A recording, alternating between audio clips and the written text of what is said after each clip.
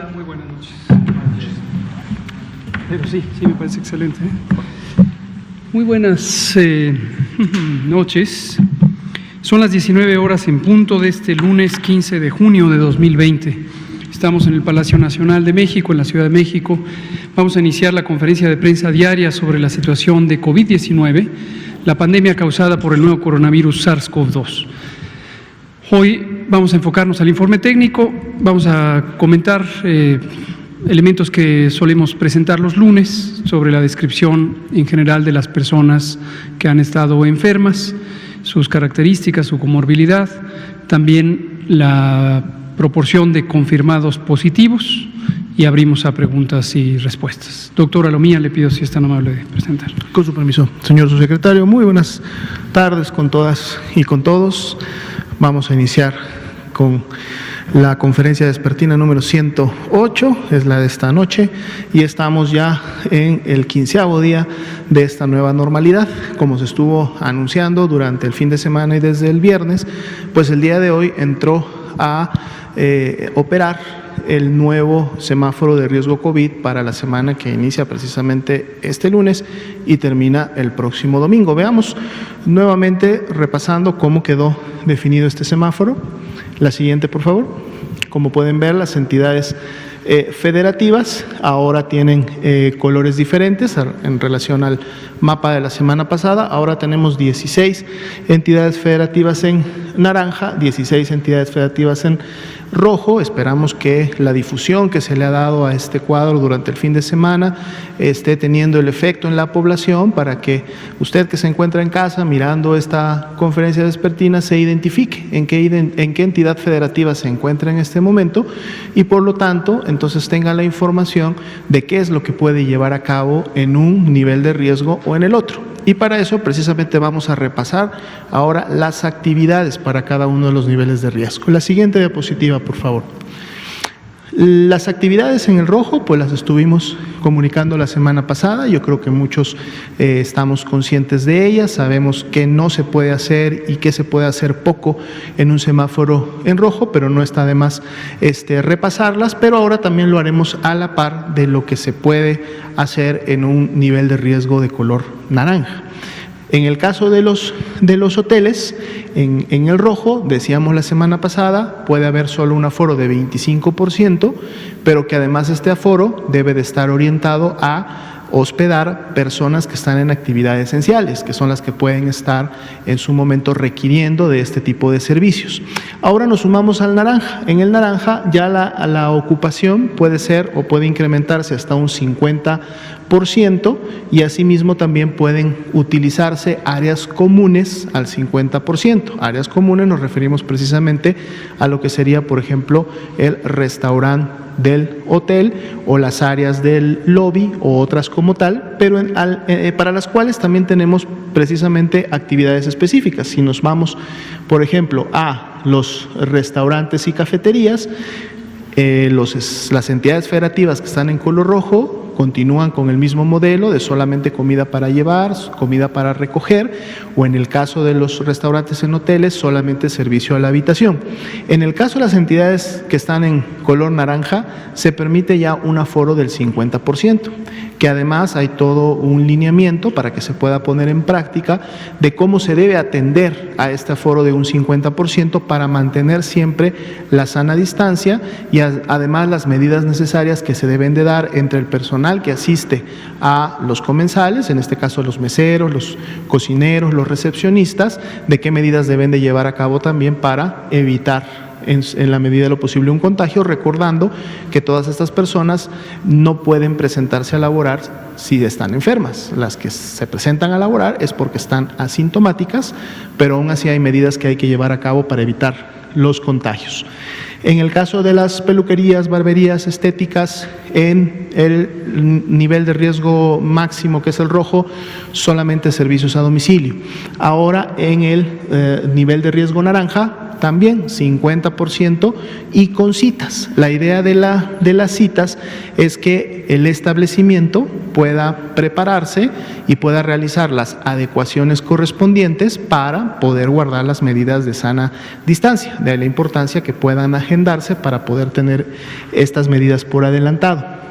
En el caso de los parques, ya lo habíamos comentado, 25% en el color rojo, se incrementa a un 50% en el color naranja y la indicación continúa en el sentido de que se prioriza para actividades físicas, es decir, para activación física de la población, no tanto para llevar a cabo congregaciones, festejos o otro tipo de congregaciones que en su momento puedan facilitar el contagio de personas.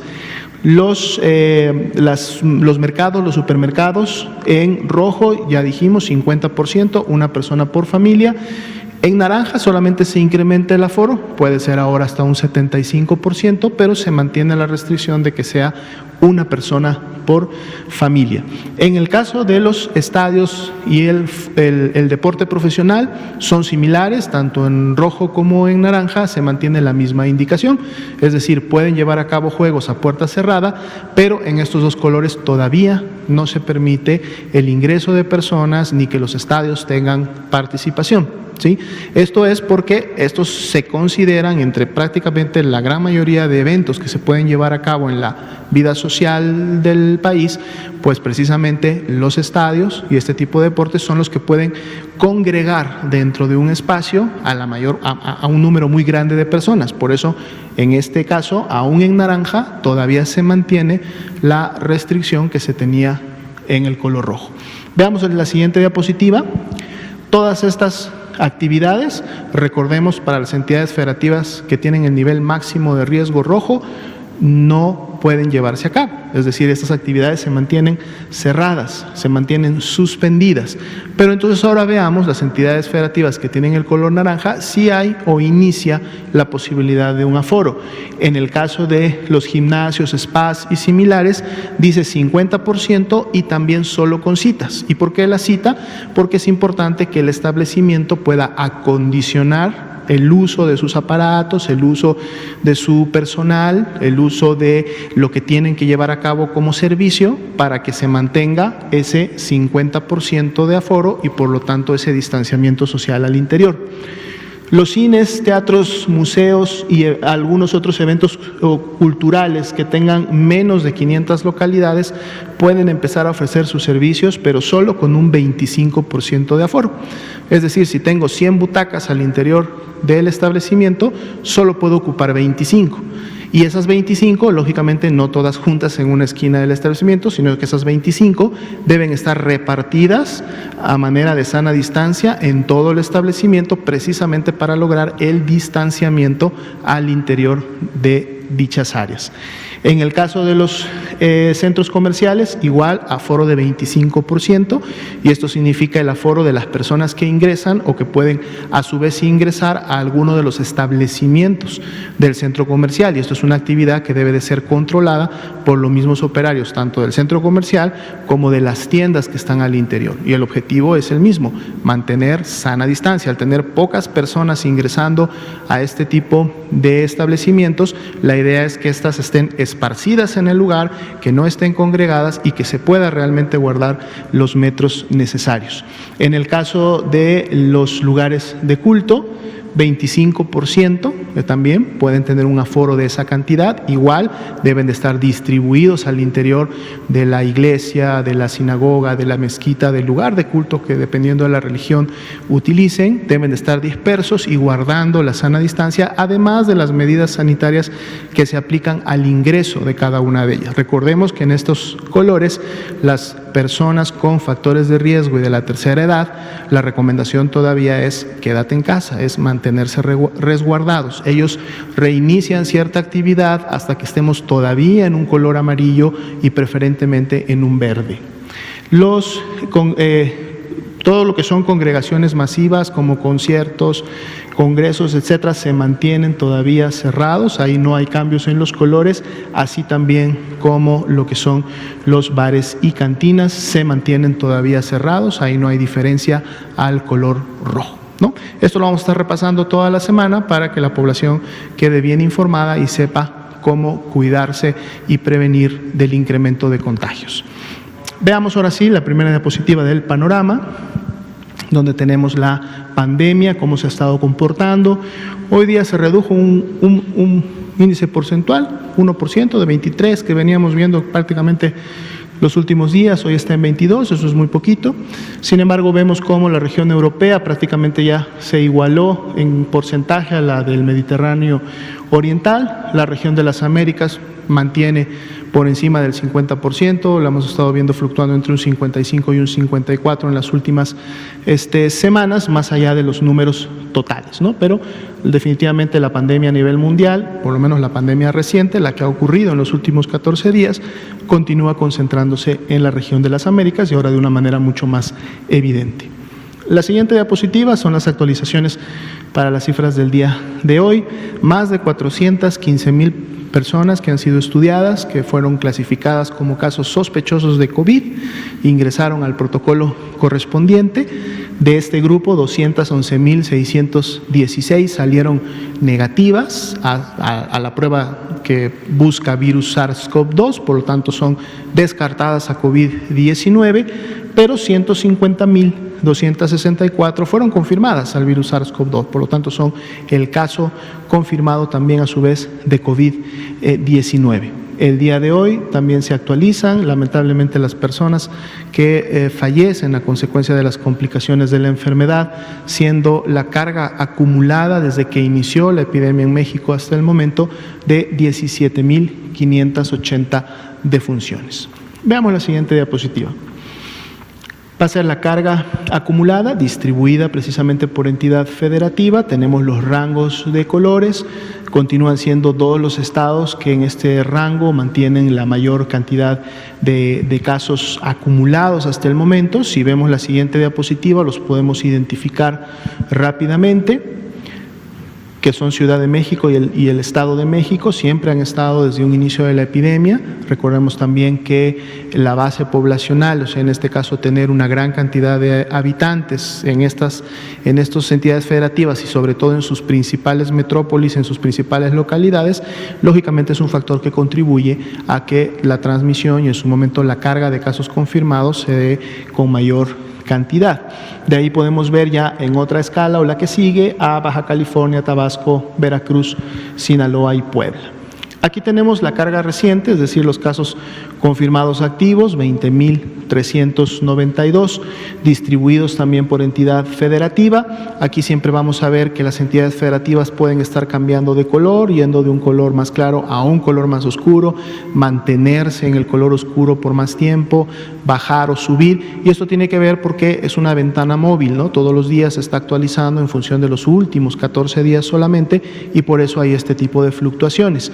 La siguiente diapositiva nos muestra precisamente esta carga de los últimos 14 días, ordenada de manera descendente. Ciudad de México y México, además de tener la carga acumulada mayor, también tienen la carga de los últimos 14 días, y aquí son Jalisco, Puebla y Tabasco los que han concentrado la mayor carga en la epidemia activa de casos hasta el momento confirmados. Veamos la siguiente diapositiva. La distribución de las lamentables defunciones por fecha de ocurrencia, es decir, la fecha en la que se llevó a cabo el deceso.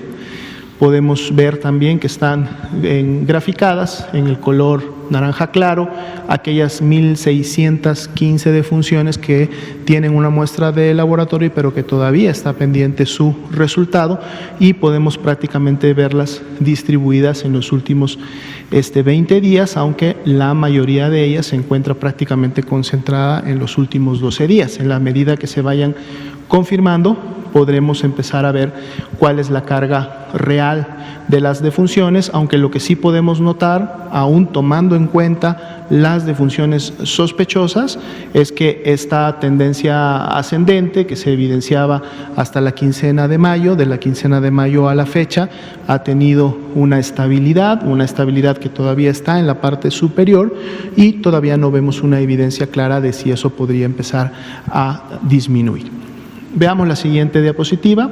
que es precisamente la distribución por entidad federativa, y podemos también rápidamente notar que en aquellas entidades federativas donde tengamos una importante cantidad de barra de color naranja claro es donde podemos también a su vez esperar que se incremente la carga de defunciones, dado que una vez que se confirmen, y si recuerdan el porcentaje de positividad del viernes, estábamos en el 46% las últimas al menos 2-3 semanas, quiere decir que podríamos esperar que prácticamente esa proporción se pudiera terminar confirmando. Veamos la siguiente diapositiva, es la curva epidémica, prácticamente ha tenido una tendencia similar. Aquí podemos ver más claramente cómo la gran cantidad de casos sospechosos se concentra en los últimos 10-12 días, esto es, recuerden, por fecha de inicio de síntomas, y luego todavía tenemos algunos que se distribuyen posterior a este periodo de tiempo, pero considerando ambos, por eso siempre presentamos los dos grupos, es decir, no solo los confirmados, sino también los que aún son sospechosos, para poder entonces en su totalidad definir y ver la tendencia que en su momento se está llevando a cabo. Veamos la siguiente diapositiva. Es precisamente esta carga de casos aún sospechosos, también distribuida por entidad federativa junto a la carga acumulada, para que podamos ver un poco la diferencial de lo que pudiera estar ocurriendo en cada uno de los estados. Vemos algunos estados que han progresado sacando sus resultados aún sospechosos. Antes la barra naranja claro era a lo mejor mayor que la barra de color rojo oscuro, lo que quiere decir que tenían una proporción importante de sospechosos. A lo mejor en algunos ya es 50-50 y en otros ya esta carga es menor. Sin embargo, todavía vemos que hay una persistencia de los mismos, porque recordemos que en total son 53.217 los que aún tienen esta categoría. Veamos la siguiente diapositiva. La carga acumulada de los 150.264, el incremento del día de ayer domingo a hoy lunes fue del 2.3%, que fueron 3.427 casos que se confirmaron por laboratorio. Recordemos siempre que estos casos no sucedieron de ayer para hoy, estos casos están distribuidos prácticamente en esos 12 días que estábamos viendo, al menos en esos 12 días, dado que estaban esperando un resultado. Y también tomemos en cuenta que el domingo suele ser el día de menor actividad en las unidades en general, por lo tanto el incremento que tenemos de este 2.3 pues es un incremento más bajo, pero por el día. Vamos a ver mañana martes, en donde ya se incorporan todos los casos que en su momento se notificaron ya hoy día lunes, para ver cómo van las tendencias en relación a las barras naranjas inferiores, que son las que nos van marcando un poco cómo se va moviendo y cómo se va incrementando esta cantidad de casos confirmados acumulados. Pasemos a la revisión de los indicadores de ocupación y disponibilidad hospitalaria. 96% de las unidades que notificaron al corte de ayer a la medianoche, es muy buena la proporción, lo cual nos da buena información. Nos dice que hay una ocupación del 45% de las camas generales, que son las que se utilizan para los pacientes graves o con signos de alarma, que en su momento requieren ser hospitalizados para este tipo de atención. Y en el caso de las camas con ventilador, que se destinan para los pacientes críticos, aquellas que necesitan de una atención todavía mayor, porque ya hay una falla respiratoria franca que requiere de una máquina para que pueda sustentar la respiración, es del 39%, y también podemos ver que estas proporciones se han mantenido prácticamente en ese nivel en las últimas 2 semanas. Veamos la siguiente diapositiva. Vamos a ver esa distribución de camas generales, nuevamente Ciudad de México y Estado de México con la mayor ocupación a nivel nacional, pero de la misma manera también incrementando su disponibilidad. Ya está casi cerca del 30% en ambos casos, cuando la semana pasada, la mayor cantidad de días, esa disponibilidad era solo alrededor del 20%, ¿no? Entonces vemos un incremento. Vamos a ver cómo se comporta esto durante esta semana. La siguiente diapositiva nos muestra la misma información, pero ahora de las camas con ventilador, ese 39% 59% nacional, cómo se distribuye. Estado de México, Baja California son las que tendrían, Ciudad de México también, las mayores tasas de ocupación. Sin embargo, también vemos cómo se ha incrementado en los últimos días la disponibilidad, siendo ahora de 35 y 39. Esperemos que esto pueda continuar, porque no solamente representa la posibilidad de tener siempre disponible una cama de este tipo para atender un paciente, sino también representa que las personas están egresando de los hospitales. Si vemos la siguiente diapositiva, son las unidades, en este caso COVID-19, no hubo cambios del día de ayer para hoy. Siempre hacemos notar la tendencia ascendente que ha tenido el comportamiento de estas unidades, en donde son las entidades federativas las que las van definiendo, las van equipando y las van poniendo en operación, precisamente en función de la necesidad que se tenga en cada una de las regiones. Pasemos a los gráficos que presentamos los lunes, que es precisamente la distribución por grupo de edad y sexo. 56% de los casos confirmados en México hasta el momento han sido hombres, y vemos que esa proporción prácticamente se ha mantenido desde el inicio de la epidemia, fluctuando siempre entre un 55 y un 58 aproximadamente. 56 es el último corte, y vemos también cómo los grupos de edad con mayor carga de enfermedad también se mantiene. Cuando vemos la distribución de esos más de 150,000 casos confirmados que tenemos hasta el momento, vemos cómo claramente a partir de los 35 y hasta prácticamente los 50 años es donde se concentra la mayor cantidad de casos, seguidos de las edades que están tanto hacia abajo como hacia arriba, que serían los de 25 a 29, y los de 50 a 54. Con esa imagen que estamos viendo, que es el total de casos confirmados en toda la población, pasemos a la siguiente diapositiva y veamos cómo esa imagen se nos mueve a la derecha, ¿sí?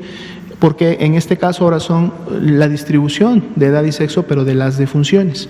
Y entonces ahora vemos cómo las defunciones empiezan más bien a tener una importancia. Cuando entramos al grupo de 50 y más, se acentúa en el grupo de 55 a 59 y se mantienen todavía presentes prácticamente hasta los 69, 74 años de edad, es decir, a mayor edad tenemos mayor presencia de defunciones. Y aquí también, y es algo que lo hemos venido viendo desde principios de la epidemia en México, también la proporción de hombres es mayor. De la población general, 56, ahora en este caso es el 66% de las personas que han fallecido han sido hombres, y podemos ver ahí también fácilmente cómo las barras azules prácticamente superan a las barras de color rosa en todos los grupos de edad.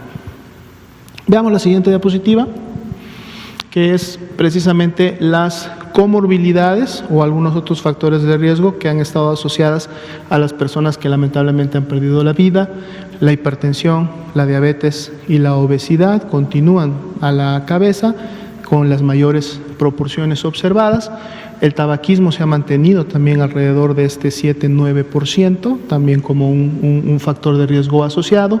Otras enfermedades crónicas como la insuficiencia renal, la enfermedad pulmonar obstructiva, enfermedades cardiovasculares en menor proporción, pero también presentes, y digamos que con las menores proporciones observadas, la inmunosupresión, el asma como tal y el VIH o SIDA, que fueron en su momento expresados como una comorbilidad al momento de que se demandó la atención médica.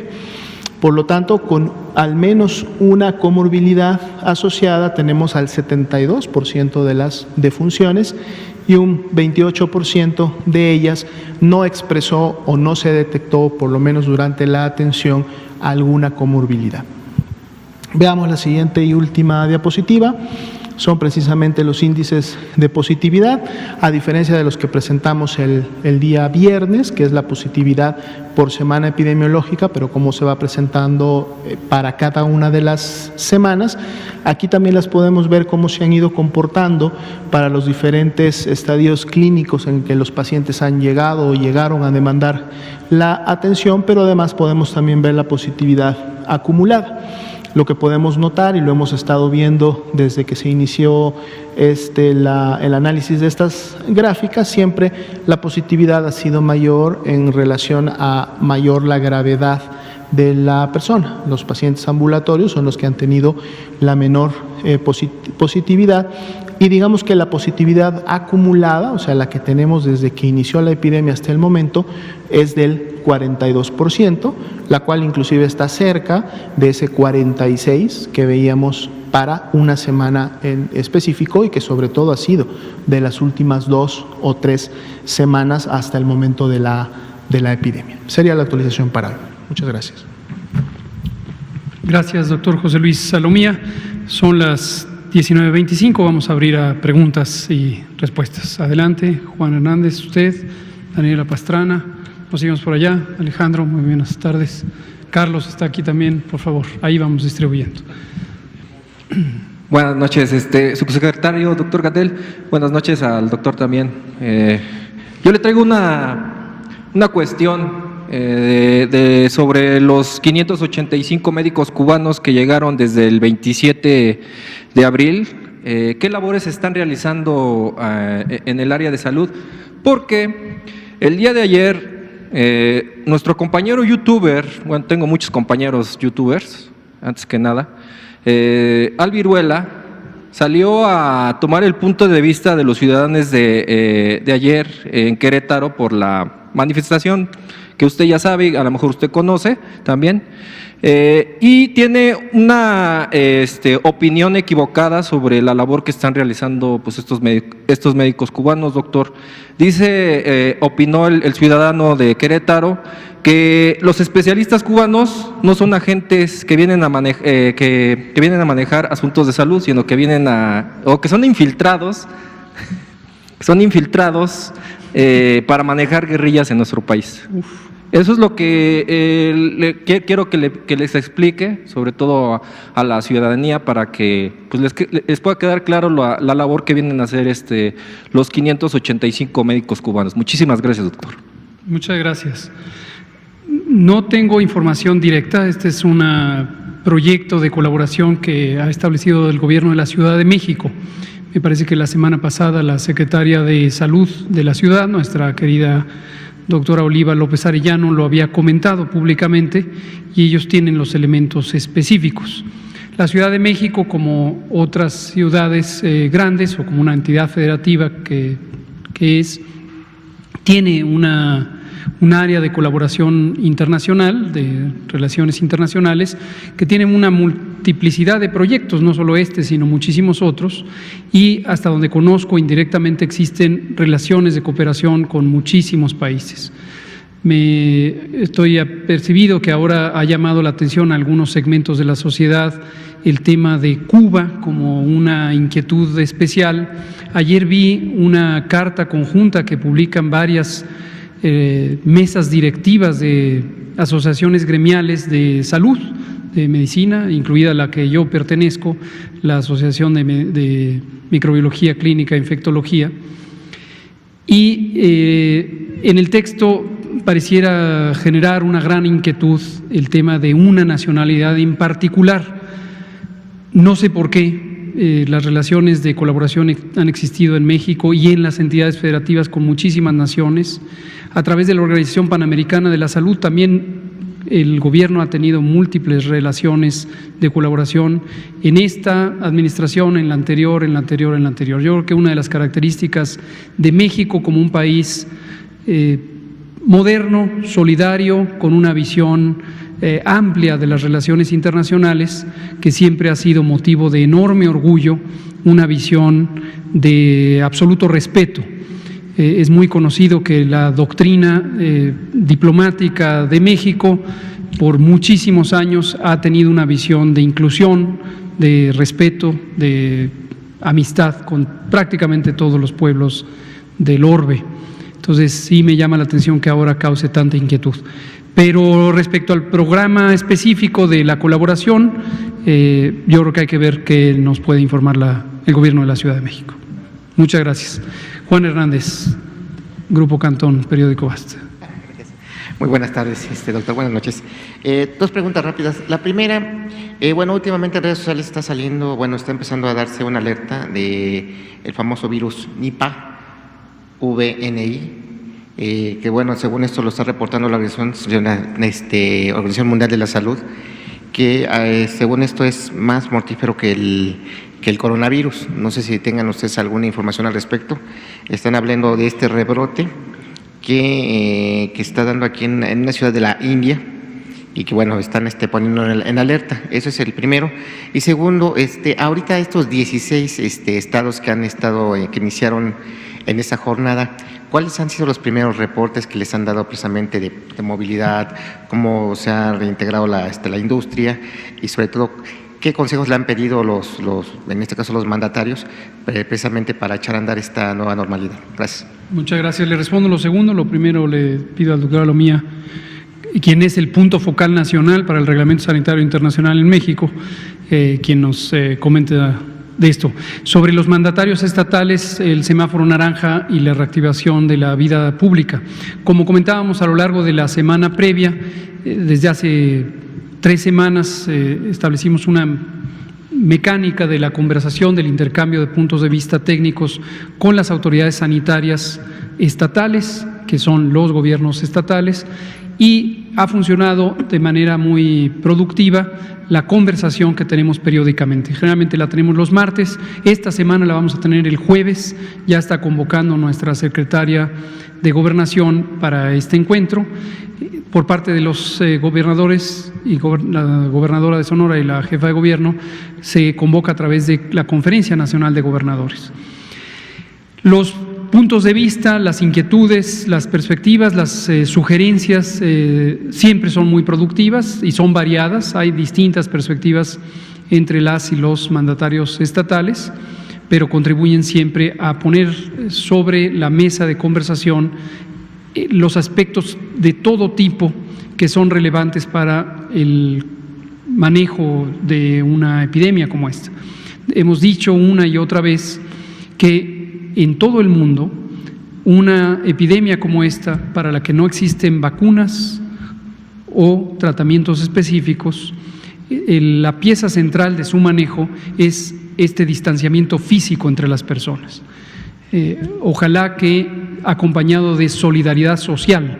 A veces el término distanciamiento social puede también confundir, porque no se trata de distanciarnos en la medida en que nos necesitamos unos a otros, pero sí se trata de un distanciamiento físico y una solidaridad social para poder enfrentar el problema. Esto naturalmente causa un importante carga sobre la vida pública, incluyendo los aspectos económicos. A veces hay gente que aísla esa pieza y se dice, entonces lo económico está por encima de la salud y de la vida. Quererlo simplificar de esa manera me parece que es improductivo. Creo que hemos dicho demasiadas veces, pero nunca sobra. Una vez más, lo vuelvo a decir, la prioridad es proteger la salud, proteger la vida.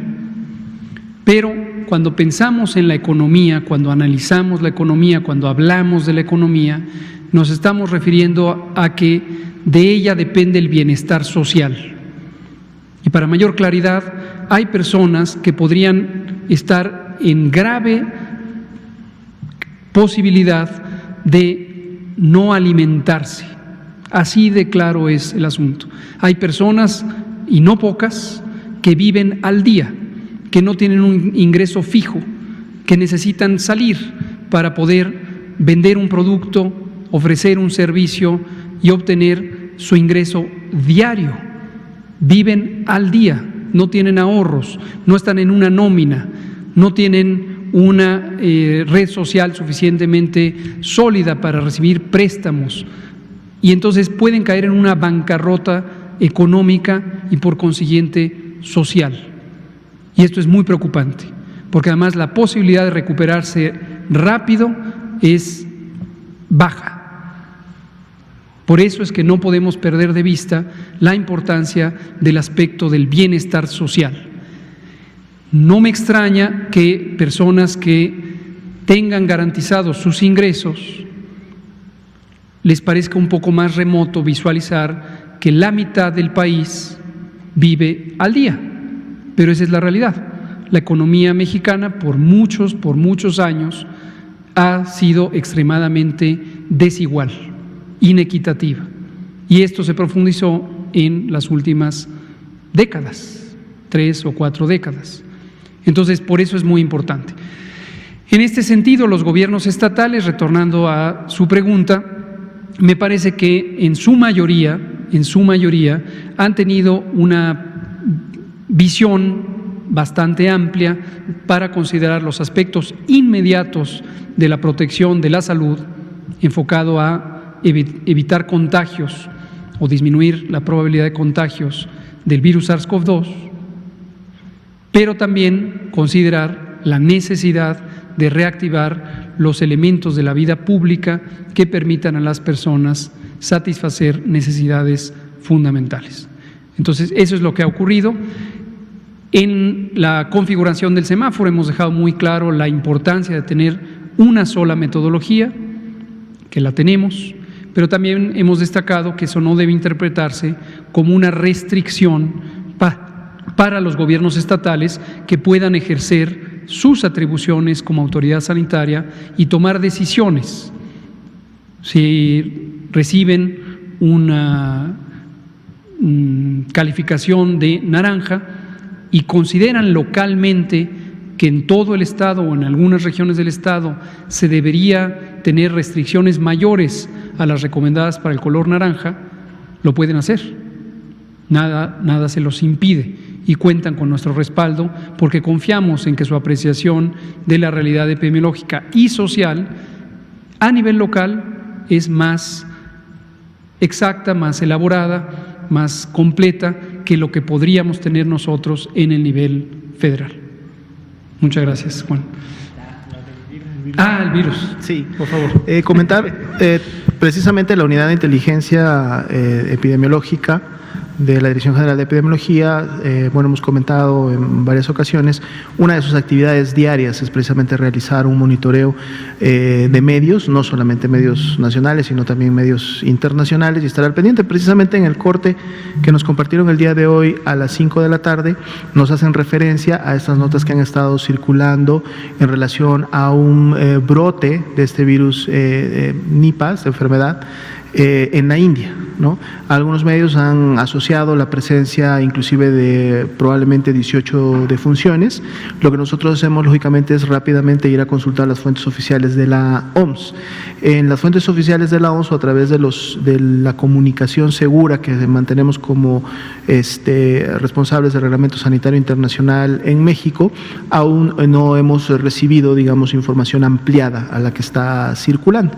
Es un evento, todo indica, reciente o que al menos se está identificando como tal, y lógicamente es un evento que es de interés de seguimiento. Por lo tanto, la misma unidad estará no solamente continuando con el monitoreo para ver a qué se puede referir o de qué exactamente son los casos, sino más bien y más importante al posicionamiento que en algún momento haga de manera oficial la Organización Mundial de la Salud, ya que todo esto conlleva a empezar a medir los riesgos potenciales que pudieran tener, no en este caso específicamente para México, sino en la región en donde se presenta, si esto tiene una implicación de dispersión en un momento determinado en la zona y si esto puede poner en riesgo, digamos, a otros países. Entonces, esto es algo lógicamente de un trabajo muy local que en su momento deberán de realizar los expertos y sobre todo las regiones que operan la Organización Mundial de la Salud, y nosotros nos mantendremos atentos a cualquier información oficial o indicación que dé esta organización. Gracias. Usted, Daniela Pastrana, Carlos Guzmán. Sí, buenas noches, doctor. Juan Carlos Machorro, reportero. Doctor, ¿qué opinión le merece que esta mañana el Premio Nobel mexicano Mario Molina haya dicho que el uso del cubrebocas es una cuestión imperativa y pues con base y con las reuniones que él ha tenido con otros expertos? Eso no sé si ahonde en esa polémica de se usa, no se usa, qué tanto sirve, qué tanto no sirve, qué opinión le merece. Y otra pregunta, si me permite rápido.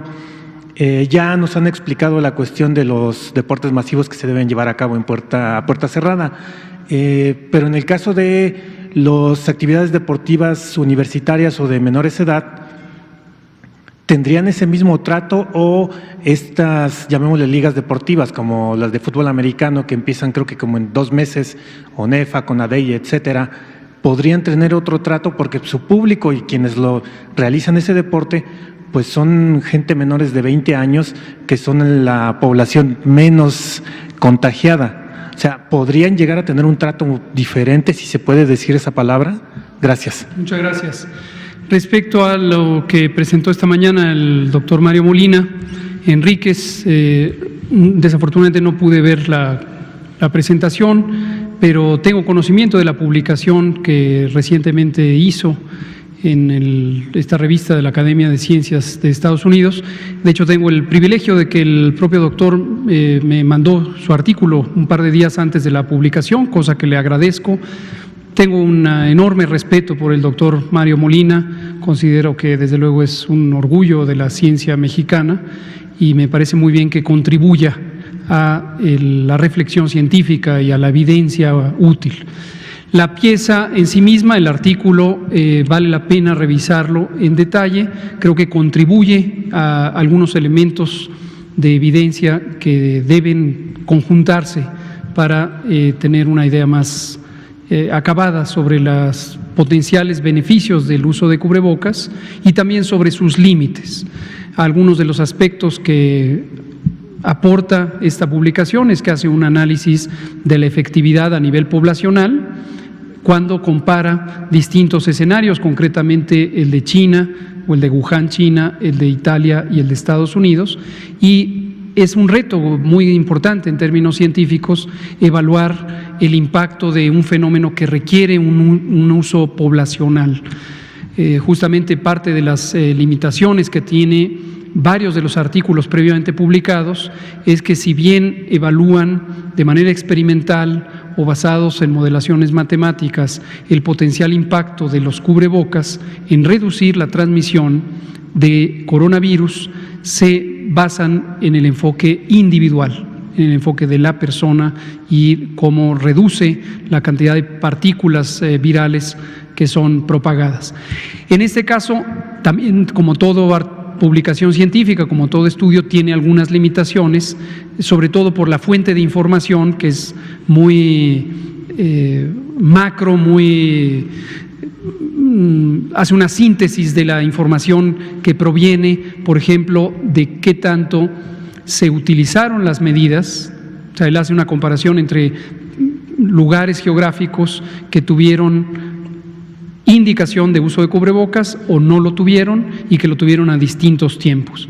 Pero obviamente es un gran reto, y el propio artículo lo discute, el poder documentar lo que separa entre la indicación de uso y el verdadero uso en la población, que justamente hemos comentado es uno de los retos más grandes. Entonces, en suma, me parece una aportación valiosa, desde luego proveniente de un científico mexicano altamente respetado y apreciado, y creo que debe ser considerado como parte de la construcción de conocimiento.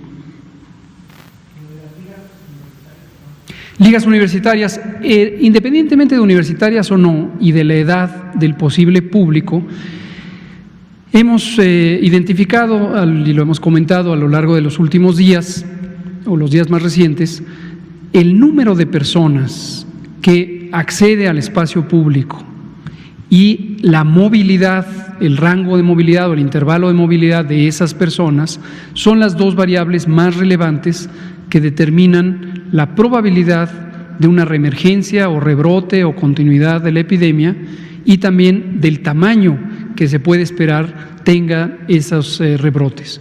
Entonces, de momento no es deseable que aquellos lugares que estén ni en semáforo rojo ni en semáforo naranja empiecen a tener este tipo de congregaciones masivas. Hay que esperar cuando haya una menor intensidad epidémica.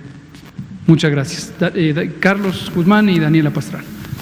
Y ustedes, por allá, Alejandro. ¿Qué tal, doctor Gatell, doctora Lomía? Buenas noches. Carlos Guzmán de ABA Noticias. Ya una pregunta ya la comentó al principio del compañero Víctor, pero sí me gustaría si nos pudiera precisar ¿qué tanto estos médicos cubanos, enfermeras cubanas, realmente le están quitando un lugar, como argumentan algunos especialistas, a los mexicanos, a los formadores, a los que se forman en México, como argumentan? ¿Qué tanto, desde su punto de vista, usted como especialista en epidemiología en la salud, siendo que no hay especialistas de este calibre en México, qué tanto le vienen a quitar el lugar a los mexicanos, como argumentan ellos? Y una segunda pregunta, doctor. Siempre. Muchas gracias. Retomando sobre el tema de los médicos cubanos, insisto, este es un proyecto de la Ciudad de México y están los pormenores, creo que vale la pena preguntarle al gobierno de la Ciudad de México. Sin embargo, son 500 y tantos, ¿no? Un poquito menos de 600 personas. Tenemos un déficit histórico de personal de salud en nuestro Sistema Nacional de Salud. Por histórico me refiero a que por más de 10 o 15 años se conoce que no se ha logrado satisfacer ni la contratación ni la formación de personal de salud, específicamente o especialmente médicos y médicas y sobre todo especialistas en los distintos campos de la medicina. Estamos hablando de más de 240,000, según algunos cálculos que ha hecho, por ejemplo, el Banco Mundial o la OCDE o la propia Organización Mundial de la Salud. 240,000 menos de 600, ¿no?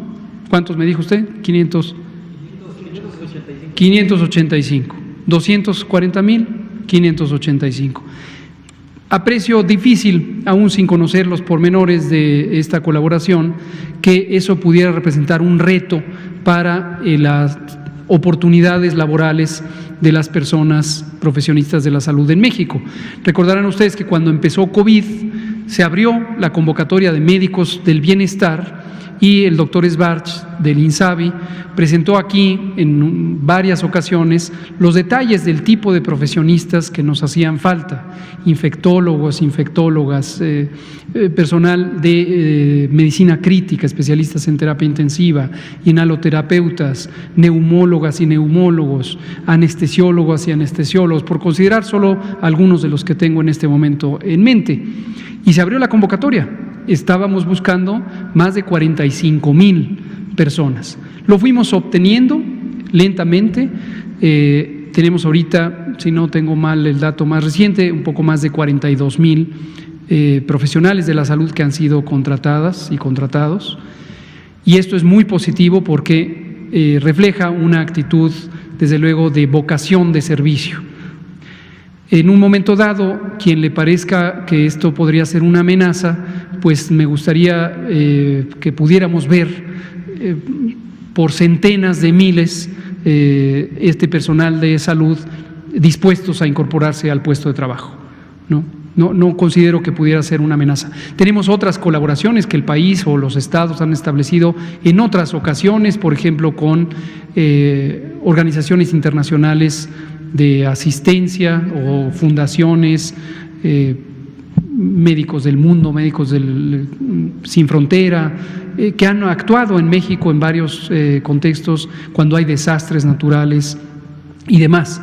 Entonces, no veo por qué ante una condición de emergencia pudiera representar un peligro que 585 profesionistas se integraran a un universo donde hay una carencia de 240,000 profesionales. Retomando esta parte de los médicos, ya para cerrar el tema, si nos puede adelantar si ya hay alguna fecha para que estas becas que anunció el presidente López Obrador se comiencen a otorgar para especializar a los médicos y a las enfermeras en el extranjero y aquí en México. Y finalmente, doctor, o al doctor Alomía, si me permite, con el cambio del semáforo de color rojo a naranja, aquí en la Ciudad de México, se comentaba que incluso podría haber posibilidad de eventos cerrados en cuanto a nivel deportivo. Este fin de semana va a haber un evento de boxeo, por una televisora, la televisora de la Jusco, que estaba en proceso, pero el día de hoy hay un comunicado por parte de la Secretaría de Salud que encabeza la doctora Oliva, que no está permitiendo este evento. ¿Le ha comentado algo al respecto? ¿Hay alguna información que nos pueda ofrecer? No tengo conocimiento sobre este evento. No conozco sobre este evento, no soy muy aficionado del box, pero vamos a ver qué podemos platicar con la doctora López Arellano a ver de qué se trata. Sobre las becas, como parte de el proceso de desarrollo de nuestro Sistema Nacional de Salud, que tiene un importantísimo déficit de personal, como ya se ha relatado, hemos tomado la decisión y tenemos no solamente el apoyo, sino la instrucción del señor presidente de buscar todos los mecanismos que hagan posible que se incremente el número de oportunidades para la formación de médicas y médicos en especialidades clínicas.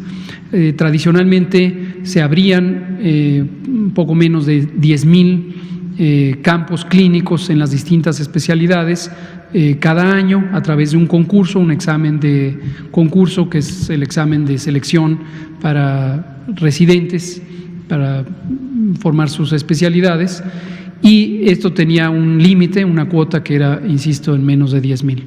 Hoy se está viendo la manera de al menos duplicar en un primer año, esto es de un año a otro, el número de oportunidades. En su mayoría se lograría en espacios de entrenamiento en México. Hay un problema también o un reto importante que es la capacidad de los hospitales públicos para proveer instrucción médica o educación médica de especialidad. También se ha mermado importantemente en los últimos años, 10 o 12. Entonces, lograr los esquemas de mentoría necesarios para las especialidades médicas puede ser un reto. Y por ello también se ha considerado la posibilidad de tener convenios o acuerdos con distintos países del mundo para enviar a nuestras jóvenes promesas en el campo de la salud a que se formen fuera con esquemas que faciliten su reincorporación laboral una vez que vuelvan a México. Esto es un proceso gradual. Estamos hablando que en promedio una especialidad médica dura 3 años, hay algunas de 4, hay algunas más largas, unas pocas son más cortas, y entonces va a ir evolucionando esto. Conforme tengamos información de lo que se vaya concretando, lo iremos haciendo público. Este es un proyecto que está a cargo del INSABI, que dirige el maestro Juan Ferrer, y de manera específica el doctor Alejandro Sbarch Pérez. Gracias. Daniela Pastrana, son las 19:52. Sí, buenas noches, doctor.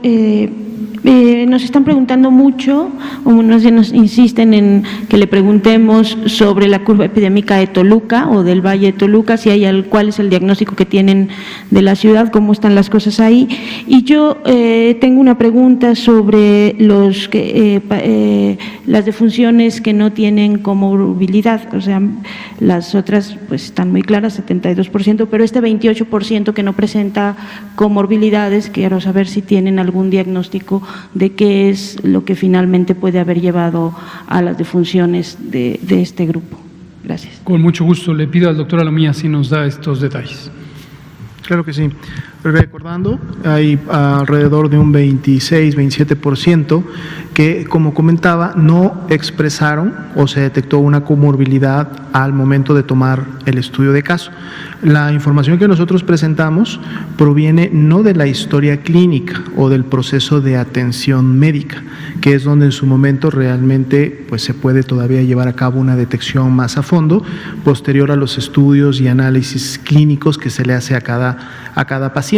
Es decir, para tener el dato completo, tendríamos entonces que revisar los diagnósticos de egreso de todos este 27% de personas que cuando llegaron dijeron que no lo tenían. El estudio de caso normalmente se enfoca en este caso, a registrar las determinantes de la enfermedad, la información, las variables, la fecha de inicio de síntomas, los antecedentes de viaje o movilización, los contactos, el lugar donde se encuentra la persona, y tiene en menor cantidad un enfoque, digamos, al proceso de atención médica como tal, porque es el componente precisamente epidemiológico que pretende rápidamente identificar al menos datos importantes para poder tener información oportuna. Entonces, cuando a una persona se le hace la entrevista y se le pregunta si tiene alguna de estas comorbilidades, la persona a lo mejor puede no conocer que las tiene, y su respuesta es no, y eso es lo que se registra en el estudio de caso. Sería importante, a lo mejor es algún planteamiento que vamos a hacer a los grupos correspondientes que nos ayudan con análisis, que precisamente enfoquemos a este porcentaje de 26-27 y a lo mejor a través de un muestreo aleatorio en los hospitales donde fueron atendidos o egresaron, ver finalmente cuáles fueron sus diagnósticos de egreso, o sea, más allá de que sabemos que tuvieron COVID-19, que es de hecho el enfoque de la presentación, saber si en este grupo además detectaron que la persona era diabética, detectaron que la persona era hipertensa, que tenía alguna enfermedad o algún tipo de tratamiento que le producía inmunosupresión y que la persona no lo sabía, ¿no? Entonces, este porcentaje hay que tomarlo con ese cuidado de que todavía no es una información completamente a fondo y no pudiéramos decir en este momento que efectivamente esa proporción de personas no tenía ninguna comorbilidad detectada, ¿no? Habría que hacer un estudio más a fondo para poder afirmarlo. Toluca. ¿De Toluca te parece? De Toluca, lo que hemos visto en los últimos cortes que hemos estado haciendo de las diferentes proyecciones y de la carga de enfermedad, es que sí se ha notado un incremento en la ciudad, porque esta se ha estado evidenciando en las curvas que se realizan del Estado de México. Los días miércoles presentamos las proyecciones y las curvas.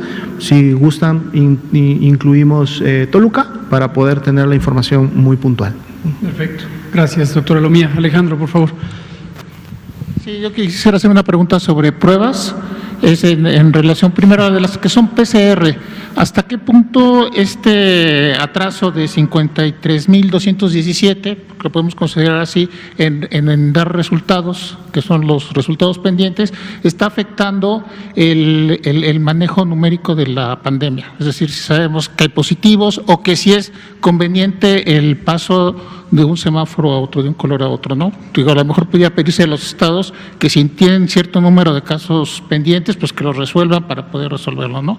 Y lo otro es en relación a la información que publicó la Secretaría de Salud sobre pruebas serológicas. Hablaron sobre 10 nuevos marcas, si se pueden conseguir, dónde se pueden conseguir, cómo se van a aplicar. Gracias. Muchas gracias. Me parece que las preguntas son útiles y nuevamente nos invita a hacer una sesión completa sobre pruebas diagnósticas. Creo que pronto la vamos a hacer. Sobre estos dos elementos, y para no dejarlos sin responder, el primero, la respuesta es no. No afecta de manera sustantiva el retraso o el tiempo de latencia de la confirmación diagnóstica, que en promedio son estos 10 días que presentamos todos los días con esta curva roja y amarilla. No afecta la evaluación de la intensidad epidémica, y la razón es que los casos aún no confirmados, los sospechosos, que terminan siendo cerca de 40% o 43%, como lo acabamos de mostrar, positivos, son una señal de vigilancia epidemiológica en sí misma. Conociendo que hay un retraso posible, no solo en México, esto ocurre en muchas partes del mundo, a lo mejor no son exactamente 10 días, pero pueden ser 6, pueden ser 7, 5. Raramente hay una producción inmediata de información del caso sospechoso y el caso confirmado. Generalmente hay un desfase. Entonces, conociendo que eso es así, no solo para COVID, sino para muchísimas enfermedades o problemas de salud de interés epidemiológico, definimos desde el principio que los casos sospechosos son en sí mismos una señal importante de vigilancia epidemiológica. La curva epidémica que utilizamos para evaluar el semáforo es la curva de los casos confirmados más los sospechosos, los que le llamamos los aún sospechosos. Y ahí es donde evaluamos la tendencia del síndrome COVID. El síndrome COVID es la presentación médica, clínica de las personas, independientemente de que tengan o no la confirmación. Entonces nos permite anticiparnos. Además de que es una señal mucho más sensible, aunque desde luego puede ser menos específica, lo cual para fines de extremar la evaluación en el lado seguro es mejor, es más positivo, ¿no?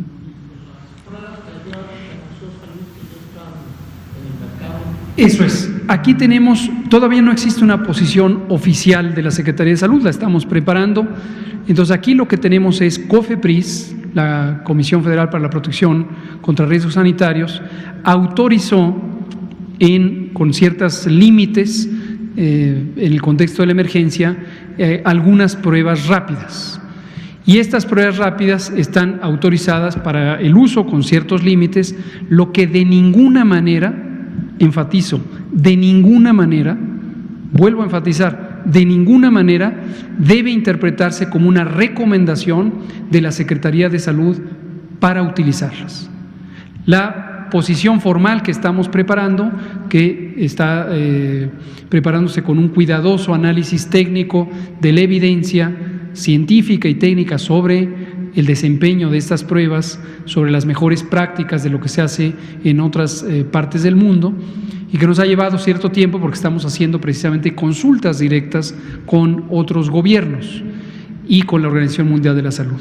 Pero hacia donde apuntan, no quiero adelantar vísperas, es a ratificar que hasta el momento las pruebas rápidas no representan un instrumento de diagnóstico útil para el diagnóstico confirmatorio de COVID, dado que tienen muy baja sensibilidad y muy baja especificidad, que son los dos atributos fundamentales de las pruebas diagnósticas para poder distinguir con certeza verdaderamente quienes realmente tienen exposición al virus y quienes realmente nunca tuvieron exposición al virus.